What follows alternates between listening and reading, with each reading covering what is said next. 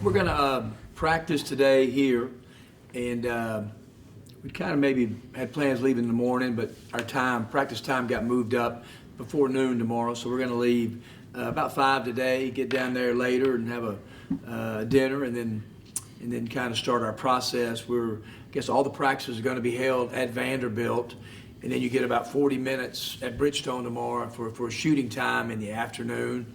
And then obviously being with the late game on Thursday, we have plenty of time on Thursday to prepare for South Carolina. We expect a really hard-fought game. I know that team is very, very capable.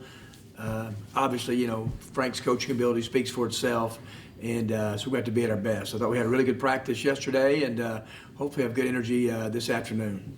All right, Parrish, start us off.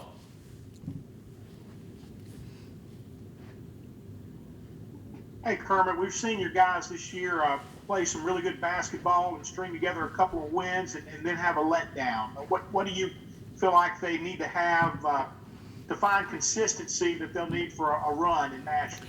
Yeah, you just can't let your guard down. Your best players have to play, Parrish, and they just got to keep playing. And you've got to, knock on wood, stay out of foul trouble, avoid some, little injuries, and then a guy like Sammy Hunter, who had a big game against Kentucky. You need one of those guys to emerge, and to kind of put together maybe some stats better than they've played. And I feel confident. I mean, obviously a lot of teams can win a lot of games. We all can lose in the first round. That's just part of it in this league. But I think everybody is is prepared to hopefully try to have a run in Nashville, and we need to win some games there. Go to Ben. Kermit, you've talked often about the consistency of this team in practice and how they've been pretty much the same team no matter what wins or losses and streaks or not. But with the team now knowing what the stakes are going to Nashville, what it takes to get in the NCAA tournament, do you see a different type of mood about them, the way they're carrying themselves? Not really, Ben. We took off Sunday. We had great energy yesterday. We didn't do any physical things yesterday. It was really kind of skill development, but about an hour they're just, you could tell, they had a lot of bounce in their step. They were looking forward to coming to the gym.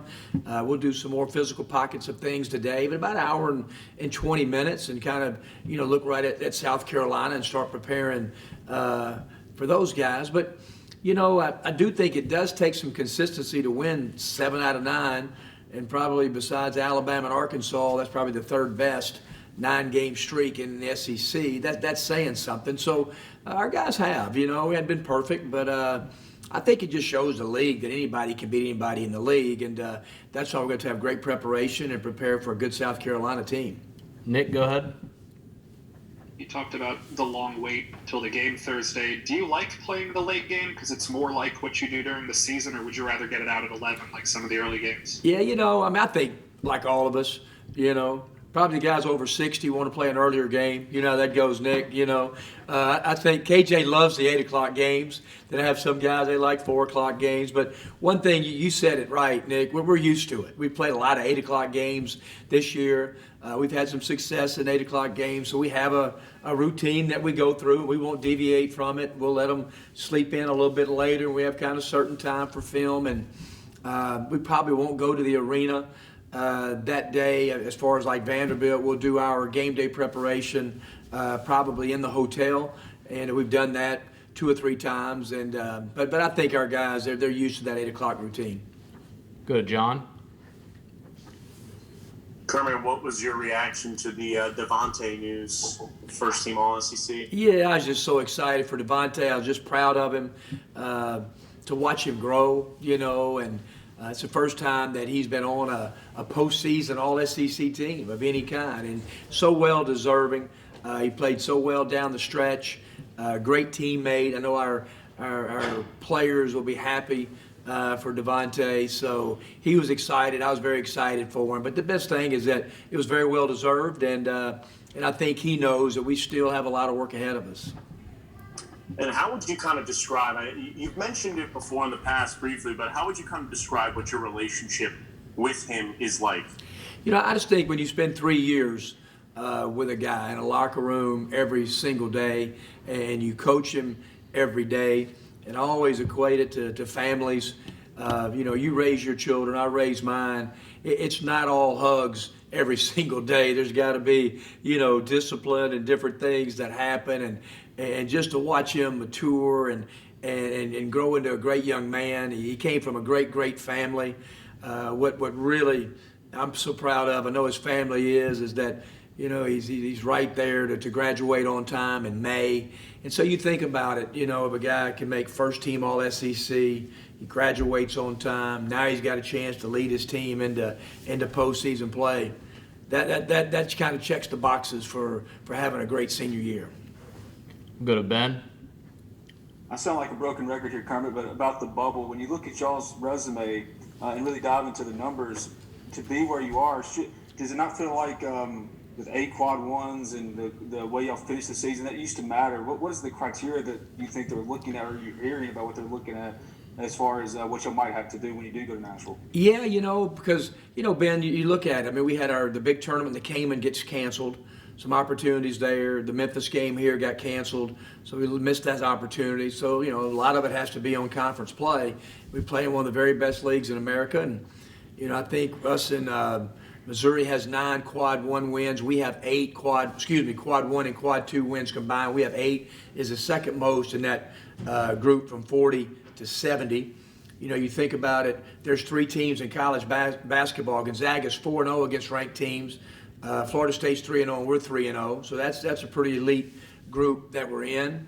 And, so our team has done some good things. Now, do we have to go win games? Yeah, we know we need to go win games. But I think we're right there in the middle of it again. And but we all know that we've got to go to Nashville and play well.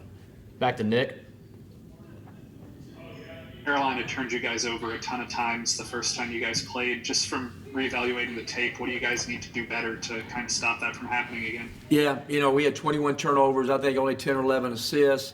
We didn't. The ball security, especially late game, wasn't very good. We'd gotten up as many as 18. It's been kind of our nemesis the last 3 or 4 games, Nick. We've played some good spots, but we talk about it a lot. And assisted turnover, live ball turnovers, not getting them in transition. Points off turnovers are critical, so that's something that will be greatly emphasized over the next couple of days. Back to Parrish. Kermit, I had a connection glitch a minute. Have you mentioned KJ and his health? Yeah, he's doing great, Parrish. Thanks for bringing it up. He was 100% yesterday, and I think the day off really helped him. And so yeah, he was just in a lot of pain that night, and but he's back, and we expect him to be 100% on Thursday night. How about health in general? Anybody else with any kind of injuries, anything might slow them down? No, knock on wood, Parrish. We're all in good shape. One of our staff members, Thomas Gray, won't make the trip because of COVID, and but it didn't socially trace to anyone. So, we wish Thomas, great health as we're traveling, and he's a big part of our team and our staff. And he wasn't there for senior day, but everybody else, like I said, I knock on wood every time, Parrish, to wish good health and stay healthy for our team. Thank you. We'll go to Reggie. Hey, Coach, a couple weeks ago, Devontae had that big performance here in Columbia. You know how Frank thinks. How do you think he'll try to go about trying to neutralize him this time around? Yeah, Devontae was terrific there, and but I think they're going to come at him. They've got physical guards in Lawson and Couisnard, and those guys are I think Devontae is he's played the other night against Kentucky, and they double teamed some ball screens, and what he did is he deferred, and I thought he had one of his best floor games. And so, but a lot of teams have tried to make it tough on Devontae all year long, and I think we're going to expect a real physical challenge at all the spots Thursday night. Go to Tyler. Kind of a general question here, Coach, but what in particular has this specific group of men taught you throughout the season as a coach? Well, I respect them so much as any team I've coached, because they've been a really good practice team, number one. But I know what they've gone through off the floor.